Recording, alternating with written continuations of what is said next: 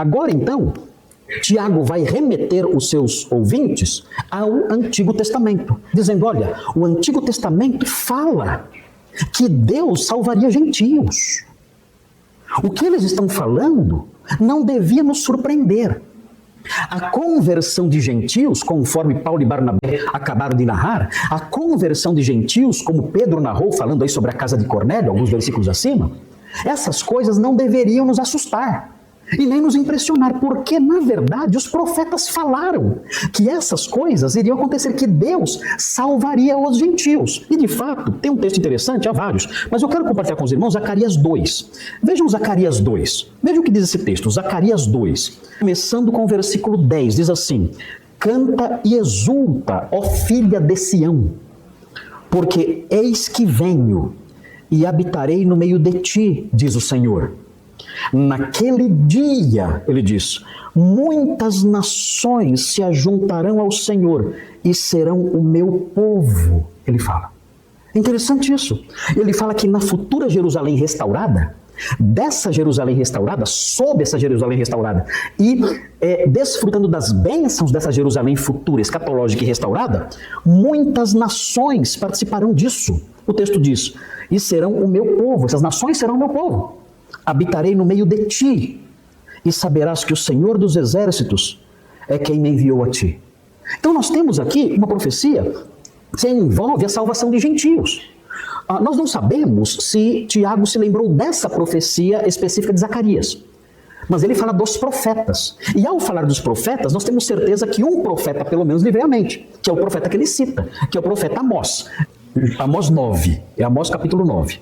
Veja aí o versículo 8, fala assim, eis que os olhos do Senhor Deus estão contra este reino pecador, e eu o destruirei de sobre a face da terra, mas não destruirei de todo a casa de Jacó, diz o Senhor.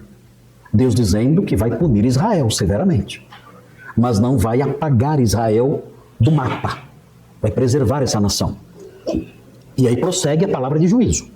Porque eis que darei ordens e sacudirei a casa de Israel entre todas as nações, assim como se sacode trigo no crivo, sem que caia na terra um só grão. Todos os pecadores do meu povo morrerão à espada, os quais dizem, o mal não nos alcançará, nem nos encontrará.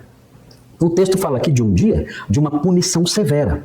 Isso pode ser associado a alguns momentos da história de Israel, e não temos dúvida disso. Mas parece que isso está ligado a um período mais específico que ainda há de se cumprir. Porque veja o que diz na sequência. Olha só, é aqui que Tiago cita. Ele fala, naquele dia, parece que é algo ligado a esse tempo de juízo contra Israel. Ele fala, naquele dia, levantarei o tabernáculo caído de Davi. Qual é o sentido disso? É aqui que começa a citação de Tiago. Eu levantarei o tabernáculo caído de Davi. O que significa isso? Significa que Deus vai levantar a casa de Davi de novo. Ou seja, ele vai restaurar o reino davídico. Irmãos, isso é fantástico. Ou seja, um descendente de Davi vai reinar de novo. Mas prestem atenção, vejam aqui, versículo 11. Naquele dia levantarei o tabernáculo caído de Davi. O que ele está dizendo com essa linguagem é o seguinte, eu vou restaurar o reino davídico. O reino davídico existe hoje? Não. Mas o texto diz que ele vai restaurar esse reino. Ou seja, haverá um descendente de Davi reinando em Jerusalém de novo. Meu Deus, isso é lindo demais, é uma esperança rica. Haverá o dia em que Deus vai levantar o tabernáculo de Davi que caiu. Caiu quando? Caiu na época do exílio babilônico. Ele não foi restaurado mais, até hoje. Mas ele vai levantar a casa de Davi. E vejam o que vai acontecer. Ele será esse descendente de Davi, esse descendente davídico vai reinar de novo. E vejam a sequência. Repararei as suas brechas e levantando das suas ruínas, restaurá-lo-ei como fora nos dias da antiguidade.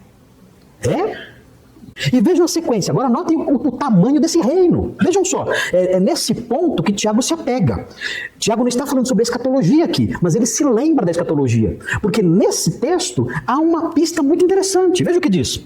Para que possuam o restante de Edom, ou seja, o reino de Davi vai se estender não só sobre Israel, mas também para Edom, no sul de Israel, e todas as nações, ele diz. Todas as nações que são chamadas pelo meu nome. Ele diz, olha, eu vou resgatar nações gentílicas. Eu vou salvar nações gentílicas.